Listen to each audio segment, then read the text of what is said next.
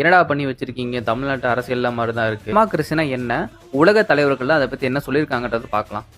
முதல்ல பிளாட்டோ மக்களாட்சி ஒரு ஆபத்தான முறைன்னு சொல்லியிருக்காரு. தகுதியற்றவங்க கிட்ட அதிகாரம் போனா நாட்டு என்ன ஆகுன்ற கேள்வி கேட்டிருக்காரு. ஒரு கப்பலை ஓட்ட மாலுமி வேணுமா இல்ல புகழ் இருக்கிறவங்க வேணுமான்னு ஒரு அதிரடியான கேள்வி அந்த காலத்துல கேட்டிருக்காரு. நம்ம அரசியல் அமைப்பு சட்டத்தை உருவாக்கிய அம்பேத்கர் என்ன சொன்னாருன்னா, மக்களாட்சி என்பது வெறும் அரசாங்க முறை மட்டும் கிடையாது, அது சக மனிதர்களுக்கு நம் கொடுக்கிற மரியாதையும் சமத்துவமும் அப்படின்னு சொல்றாரு. ஹிட்லர் மட்டும்தான் மக்களாட்சியை ரொம்ப பயங்கரமா விமர்சனம் செய்யறாரு. அவர் நிறைய பாயிண்ட் சொல்லியிருக்காரு, நான் சிம்பிளா சொல்றேன். மக்களாட்சி என்பது திறமையற்றவர்களின் கூடாரம், ஒரு வலிமையான சர்வாதிகாரியே நாட்டை வழிநடத்த முடியும் அப்படின்னு அவர் நம்புறாரு.